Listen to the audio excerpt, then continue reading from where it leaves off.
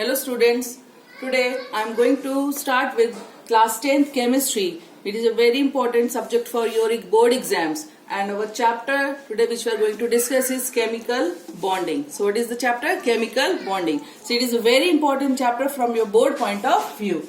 Now we'll start with this lesson. Okay. Now you know very well that all the substances, they are made up of matter. So what we say that all the substances on this earth, they are made up of matter. And matter, you very well know, they are made up of atoms and molecules. What are atoms? Atoms, you must have read in class 6 onwards that atoms are the smallest particles of the element which may or may not exist independently. Now atoms, they also want to become stable. That is, all the substances on this earth, they want to become stable. That is, they try to achieve stability. And how they can become stable? There are two methods for an atom to become stable. First is to achieve duplet. Duplet, that is D-U-P-L-E-T, duplet. So what is the meaning of this word duplet? That is two electrons in the valence shell. What is valence shell? You know, valence shell means outermost shell of an atom. This also you know what is the valence shell. That is the outermost shell of an atom is known as valence shell. So how atoms can become stable?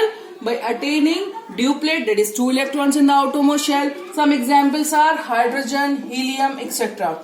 And the second one is to get octet. Octet, that is O-C-T-E-T, octet. It's octet. What is the meaning of this word? It is 8 electrons in the outermost shell. That is in the valence.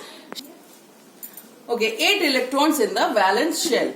Now question comes, how any atom can get this 8 electron configuration, that is octet, how it can complete its octet. So there are many methods. You can see it's written on the board. There are 4 methods by which any atom can attain stability. That is, they can become stable. That is, they can achieve their duplet or octet. So first method is by losing of valence electron. By losing of valence electrons. Now when any atom loses any electron from its outermost shell, that is valence shell, they become or they change into cations. And you know what are cations? These are the positively charged particles of an atom. That is, when any atom loses electron, it changes into cation. Second method is by gaining of electrons.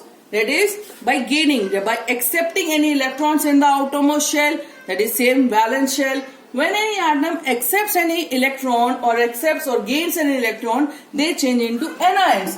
Anions, which are the negative charge particle of an atom. Okay. Now both these methods, that is losing or gaining of electron, in easy words you can say that is, it involves transfer of electrons. Transfer of electrons. Now see this with an example. Now this is sodium, symbol of sodium. Electronic configuration of sodium is 281. Okay, that is, it has 11 electrons in its outermost shell.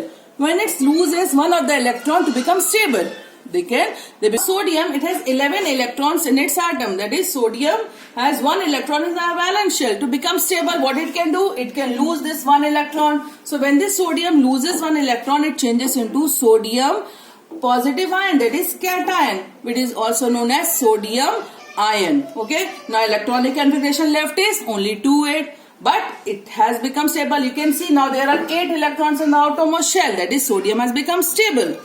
Next is chlorine, Cl. Its electronic configuration is 287. That is, it has 17 electrons in that atom. When you can see that 7 electrons in the outermost shell, and to become stable it requires only 1 electron. So when it gains or accepts 1 electron, it changes into this chloride ion, Cl minus charge is there, and now it is converted into anion, which is negative charge. You can see minus charge is there.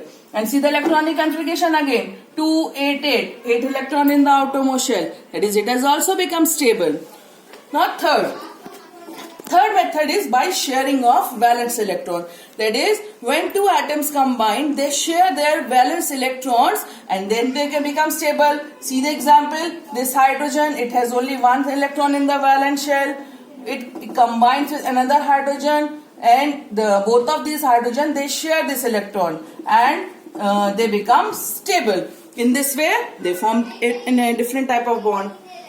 This third and the fourth method is by one-sided sharing of electrons. One-sided sharing means in this third one you are seeing sharing of electrons, that both the combining atoms are donating or sharing one electron for forming a bonding. But in this one-sided sharing of atom, one-sided sharing, that is, if two atoms are combining by any bond, only one of the atom is giving its two electron or the pair of electron for sharing. That is known as one-sided sharing of electrons, and that makes up coordinate or the dative bond.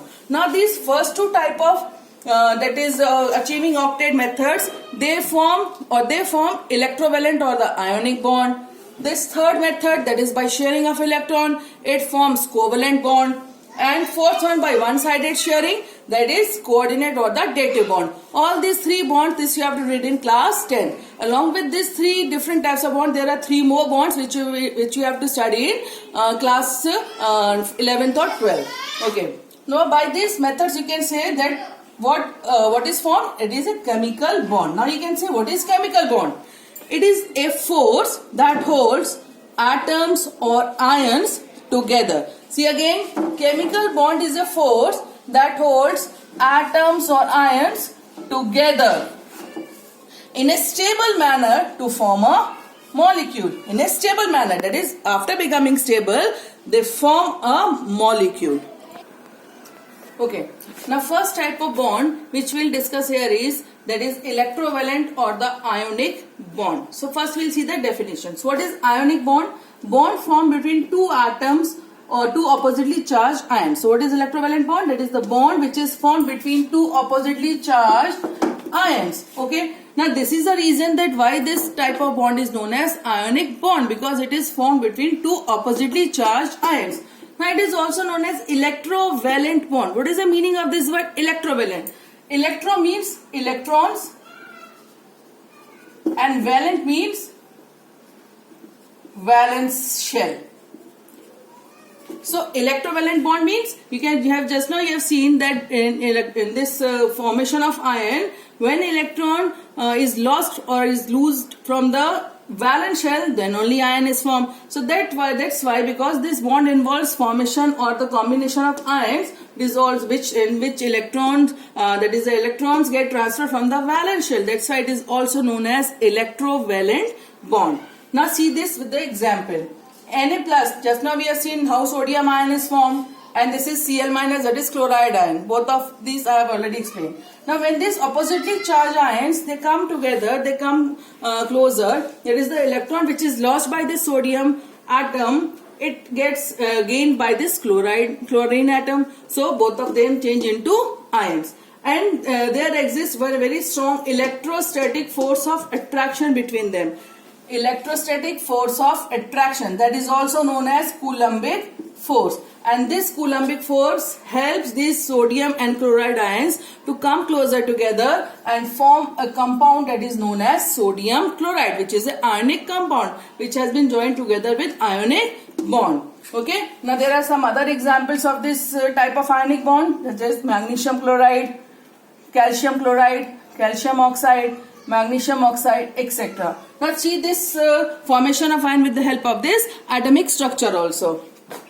This is atomic structure of sodium. You can see in the nuclear sodium atom. What is the electronic configuration of sodium atom? 281. That is 2 electron first shell, second shell 8 electron, 1 electron in the outermost shell.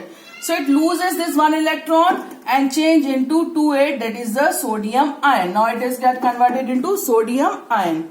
In the same way, this chlorine ion 287, and it takes that 1 electron lost by the sodium atom, it gains this 1 electron and change into chloride ion, that is 288. So 2 electron, this Cl minus, that is 288. Now this Na plus and Cl minus, both of them, they get joined together by this electrostatic force of attraction and forms a compound NaCl. So this question comes on your board exam also, that they give you one example such as MgCl2 or NaCl anything, and they ask you to show the formation of this compound. Okay.